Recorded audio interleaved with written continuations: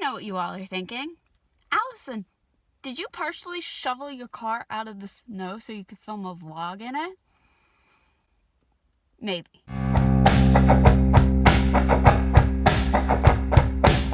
Welcome back into my life, friends. I hope you get to know what that is next time I do a vlog when I'm not in the midst of emergency bathroom remodeling. Yes, you heard that right. There have been workmen in the house banging and drilling all week, and they're not done yet. But I still wanted to film a vlog for you guys. And since I am in the midst of a bathroom horror, I thought I would share my top 5 bathroom horror stories with you guys.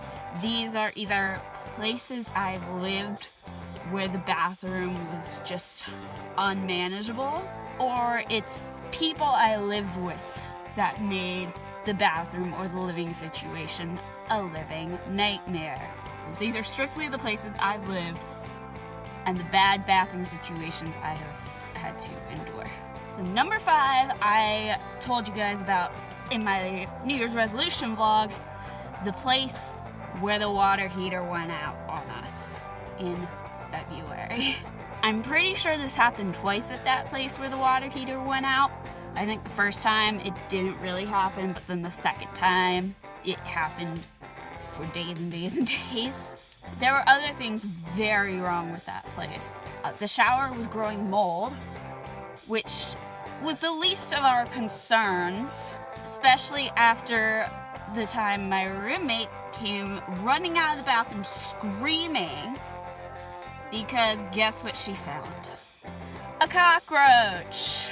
That was definitely the one place that I really wanted to move out of. They also had not redone the bathroom since they built the place in the 60s.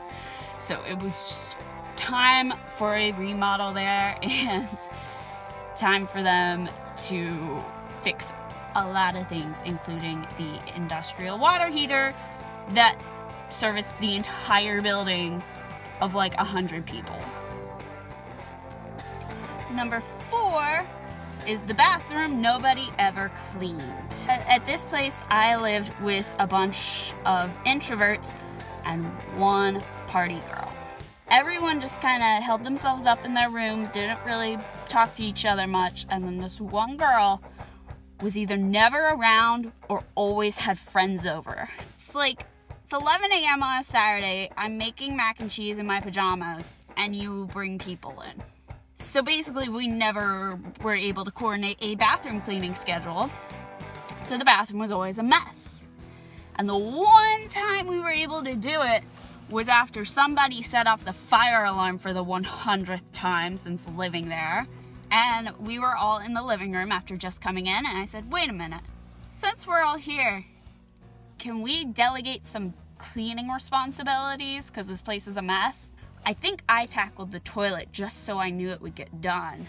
And then someone else, I think, wiped down the counters, but the other people never did anything.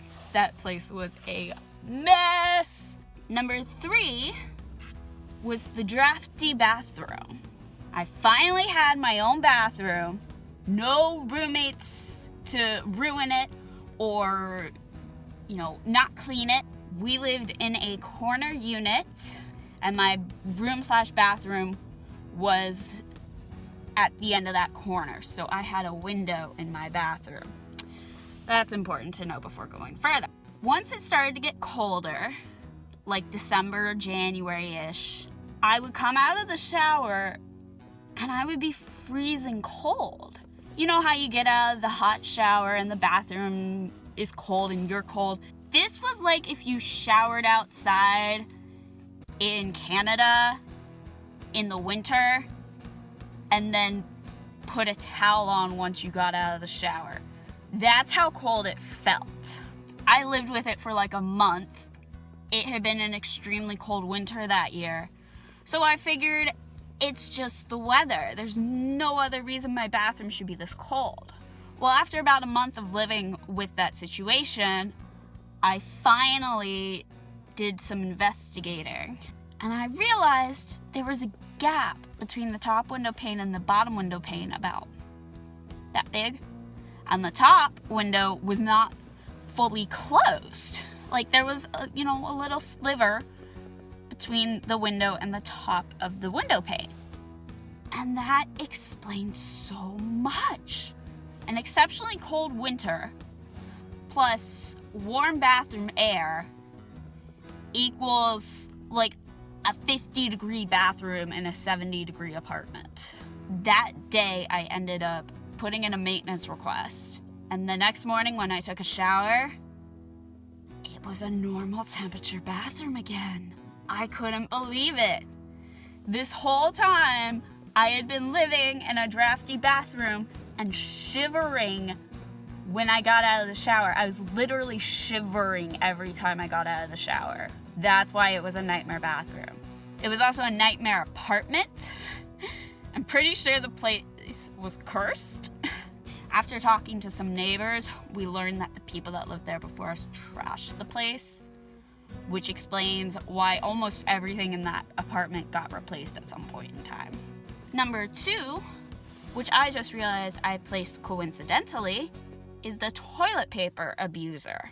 Flashback to the bathroom with no hot water heater in February. I originally moved into this place and there were 4 other girls living there. The girl that was there temporarily, she was bringing people over a lot. She had the most friends over probably. So when we were going through a roll of toilet paper a day, we weren't really thinking about it. And also we weren't really communicating that we were going through a roll of toilet paper a day. So I'd change the toilet paper one day, someone else would change it the next day. We just never noticed we were going through toilet paper every day. And even if we did, we didn't really think anything of it until the temporary roommate moved out. Now it was just 4 of us using that bathroom. And we started to notice that we were replacing toilet paper every single day. Finally, 2 of my roommates had talked to each other about it, and one of those roommates told me, and she said, "Have you noticed we've been going through a roll of toilet paper every day?" And I said,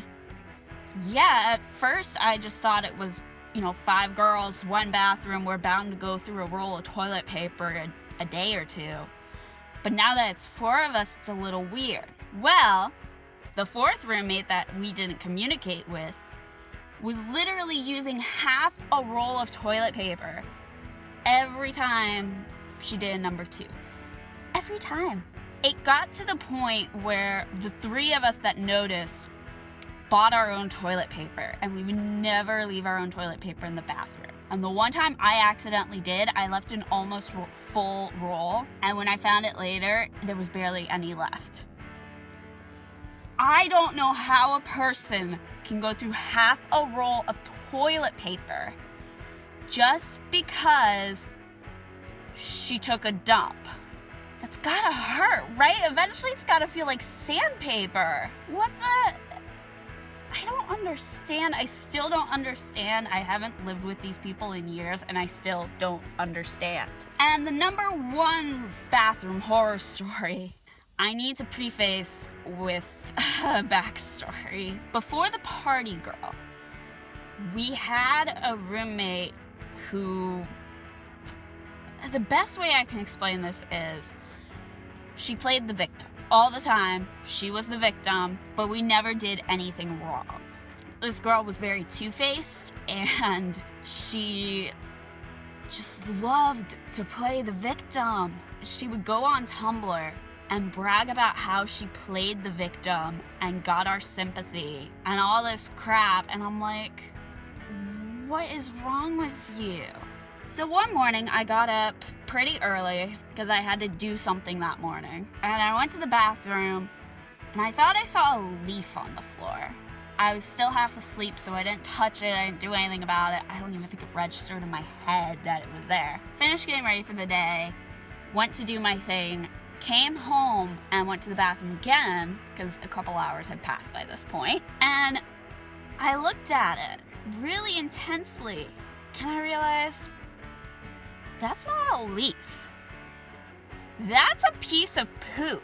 Like this little tiny brown dot, almost like a Hershey's Kiss on the floor. One of my roommates was gone by this point, so I went to the other roommate, because there were only 4 of us living there at that time. And I said, I think there's a piece of poop on the floor. And I think she did it. Now, I really didn't want to blame her and be like, you did it. This is your fault. Why are you acting like this? But the rest of us literally sat there and thought about it. And we were like, did we not wipe very well? Could it have accidentally been one of us? Did we do it? And we all just were like, it couldn't be. I couldn't have done it because it was there when I woke up. I also don't think I pooped before going to bed that night. Like, we just had so many questions of how that could have happened. Long story short, she did like overhear us because her room was right next door and go clean it up. But we were like, who did this? Why did they do it? What? How do you...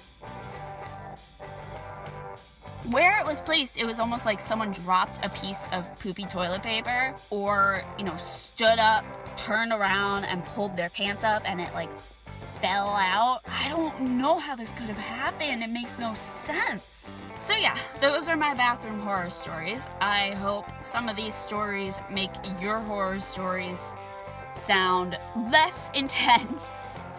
But if you have one that's worse, please tell me in the comments below. I'd love to read about them. Hopefully next week I will have music for you guys. I did plan on releasing a song that I'm really, really proud of today. But with everything going on, I haven't had any peace and quiet to film or any space to film. It's just a mess there. Plus, it snowed over the weekend.